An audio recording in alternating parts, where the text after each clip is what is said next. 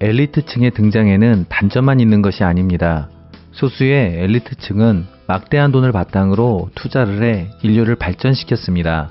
세상을 변화시키는 것은 평범한 다수가 아닌 특별한 소수라는 말이 있듯이 엘리트들이 세상을 진일보시킨 것이 사실입니다. 특히 발전시킨 것 중 상상의 질서인 돈, 제국, 종교를 빼놓을 수 없습니다. 돈이나 종교는 너무나 잘 알고 있는 상상의 질서이기 때문에 더 이상 언급하진 않겠습니다. 제국에 대해서 말하자면 처음에는 일반 국가보다 규모가 작았습니다. 그러나 제국은 점차 성장하여 국가를 정복하고 더 나아가 또 다른 제국들을 정복해가므로 규모는 상상할 수 없을 정도로 커져갔습니다. 알렉산더 대왕이 만들었던 헬라 제국을 보면 쉽게 이해할 수 있습니다. 이때 당시만 해도 물리적인 공간을 통해 제국이 확대되었지만 지금은 종교나 특정한 가치를 가지고 제국이 건설됩니다. 물리적 공간인 영토를 넘어 같은 신을 믿는 종교 또는 달러와 같은 획일화된 화폐 단위를 통해 물리적 한계를 뛰어넘고 있습니다. 책에서는 이 모든 것들을 아우를 수 있는 지구제국이 형성되지 않겠느냐라는 말을 하기도 합니다. 사실 틀린 말도 아닙니다. 부분적으로 종교라든지 인터넷이라는 공간에서는 이미 가시화되어 가고 있기 때문입니다. 그런데 과거의 제국처럼 하나의 가치로만 묶이지는 않습니다. 종교라는 제국에 묶이면서 인터넷이라는 제국에 묶이는 1인 다제국으로 묶이고 있습니다. 예전과 다르게 좀 더 복잡하게 상호 보완적인 제국이 되는 것입니다. 유럽 제국을 살펴보면 15세기 이전엔 아시아의 오스만 제국, 페르시아, 인도 무굴 제국, 중국의 명과 청과 같은 아시아 제국보다 약했습니다. 그런데 15세기 이후 자본주의로 무장한 유럽은 아시아를 뛰어넘게 됩니다. 자본주의의 무서움은 자본력이 충분하다면 상상할 수 없을 정도로 기술이 발전한다는 것입니다. 이는 실패를 해도 발전합니다. 실패 역시 성공을 이룩하기 위한 하나의 과정이기 때문에 발전할 수밖에 없는 구조입니다.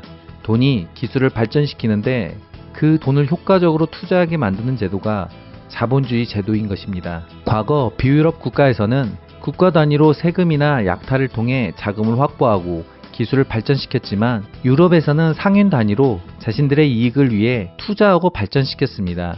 사실 국가는 돈을 벌기 위해 기술을 개발할 필요가 없습니다. 돈이 필요하다면 국민에게 세금을 쥐어짜거나 전쟁을 통해 전리품을 얻으면 되기 때문입니다.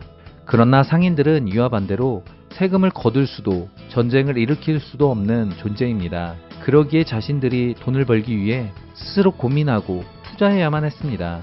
이러한 상인들은 고위험, 고수익을 알고 국가보다 더 과감하게 투자했고 기술을 발전시켰습니다. 결과적으로 아시아권 국가를 뛰어넘게 된 것입니다.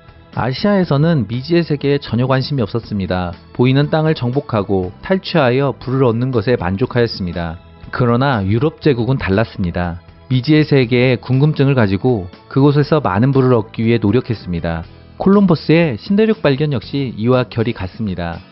그 당시 엘리트층은 콜럼버스에게 탐험 비용을 투자하고 콜럼버스는 신대륙을 발견하고 식민지화에 엘리트층들에게 더 많은 부를 선사하였습니다. 엘리트층은 콜럼버스에게 투자하는 것이 위험 부담이 있지만 성공한다면 막대한 부를 축적할 수 있다는 것을 알기 때문에 투자한 것입니다. 다행스럽게 그들의 투자는 성공했습니다. 그런데 여기에서 유럽인들의 정복은 과거의 정복과 차이가 나기 시작했습니다. 과거 정복에서는 자신의 모든 문화를 정복한 땅에 뿌리내리려 노력했습니다. 우리는 모든 것을 알고 있고 너희들은 무지하니 우리에게 배워라 라는 식이었지만 15세기 이후부터는 우리가 모르는 것들이 많으니 너희들 땅에서 자원을 배우고 기후를 배우며 문화를 배워 나아가겠다 라는 식으로 바뀌게 되었습니다.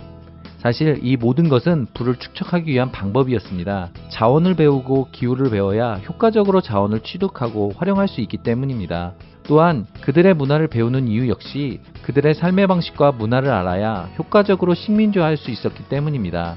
과거 제국주의는 자신의 영토 확장을 위해 자신의 지식을 알리려 했지만 유럽 제국주의는 다른 세계를 배우려 노력했습니다. 책에서는 과거 유럽 제국의 발전을 교훈 삼아 자신의 발전을 위해서는 자신의 무지를 인정하고 배우는 데서부터 시작해야 한다고 말합니다. 사실 이 부분은 100% 공감을 하는 부분입니다. 사람은 배우는 존재입니다. 그러기에 때와 장소를 가리지 말고 배울 수 있는 것이 있다면 습득하는 것이 좋습니다. 내 주변 사람들을 살펴보면 타인의 말과 가르침에 열린 자세를 취하는 사람이 있습니다. 그분은 타인의 자신보다 나이가 적어도 지위가 낮아도 상관없이 상대의 말에 귀를 기울여주고 새로운 사실을 알게 되면 그것을 바로 수용합니다. 그러나 이와 반대인 사람도 있습니다. 타인의 말에 귀를 기울이지 않는 사람, 무조건 가르치려 하는 사람입니다.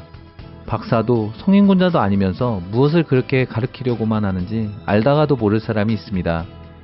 이런 분들과는 잠깐 대화를 해도 피곤함이 밀려와 가능하다면 대화를 하지 않으려 합니다. 결과적으로 이분들을 비교하면 한 분은 계속 발전하고 폭이 넓어짐을 확인할 수 있습니다.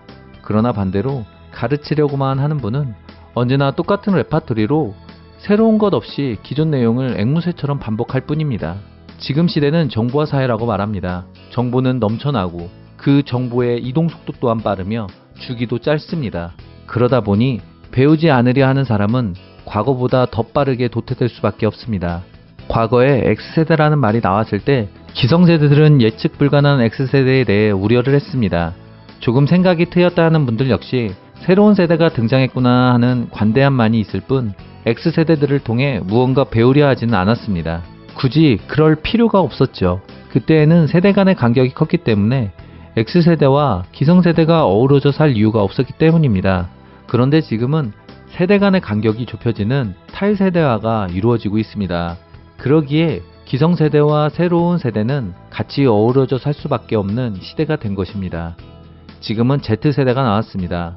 Z세대는 1995년 이후 태어난 세대로 디지털 환경에서 자란 세대를 말합니다.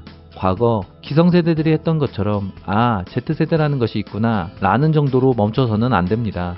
지금의 기성세대들은 Z세대에게 배워야 합니다.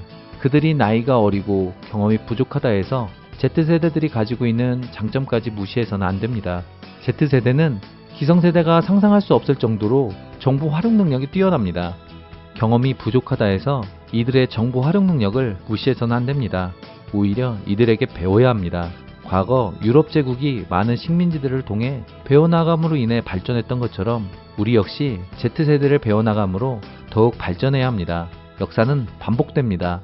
유럽 제국이 우리에게 가르쳐주는 것은 자신보다 못한 사람이라 무시하지 말고 그들의 장점을 보고 배우며 발전하라는 교훈을 주는 것이 아닐까요? 지금까지 신서방이었습니다.